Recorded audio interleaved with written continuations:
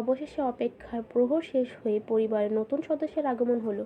তাহলে চলুন আপনাদের সাথে শেয়ার করি। আসসালামু আলাইকুম। প্রায় অনেকদিন পর আপনাদের সাথে ব্লগ শেয়ার করছি। আর এতদিন ব্লগ না দেওয়ার কারণ হলো আলহামদুলিল্লাহ আমি ফুপিমা হয়েছি। সবাই আমার ভাতিজার জন্য দোয়া করবেন। তারপর বেবিকে হসপিটাল থেকে আনার পর পরিবারের সবার জন্য আমি নিজ হাতে রান্না করে খাওয়ালাম। খাবারটা সবাই অনেক মজা করে খেয়েছে। আমাদের বেবি বাসায় আসার পর প্রতিদিনই বেবিকে দেখার জন্য একের পর এক গেস্ট আসা যাওয়া করছে।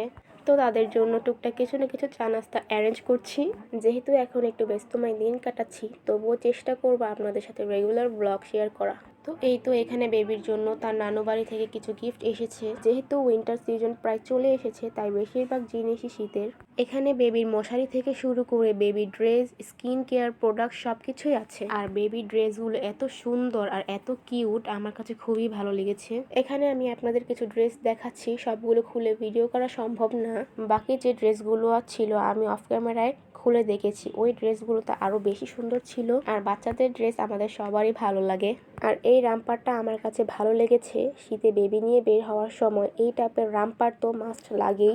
শীতে এই রামপার পরিয়ে বেবিকে যে কোনো জায়গায় নিয়ে যাওয়া যায়, আর বেবিও অনেক কমফর্ট ফিল করে। আর আপনাদের যাদের শীতে বেবি হবে, আমার পার্সোনাল ওপিনিয়ন থাকবে যে এই টাইপের রামপার আপনারা চাইলে পারচেস করতে পারেন। এতে আপনার বাচ্চা ও আপনি দুজনেই কমফর্ট ফিল করবেন। তো এইখানে আরেকটা ড্রেস, এই ড্রেসটাও অনেক সুন্দর। এই ড্রেসটার মধ্যে দুইটা প্যান্ট, জামা, টুপি। আর এটাকে কি বলে, এটার নাম আমি জানি না। এটা হচ্ছে ড্রেসের উপরে পরে গলার নিচে, যাতে বাচ্চার খাবার সময় কিছু না পড়ে যায়। তারপর এখানে বেবির স্কিন কেয়ার প্রোডাক্টস, এখানে বেবির লোশন, শ্যাম্পু, অয়েল, পাউডার, যাবতীয় যা যা লাগে সব কিছু এখানে আছে। আর এখানে বেবির জন্য সব কোডোমো ব্র্যান্ডের প্রোডাক্টস আমরা ইউজ করছি। তো এই তো বেবি তার নানু বাড়ি থেকে এই সবগুলো গিফট পেয়েছে।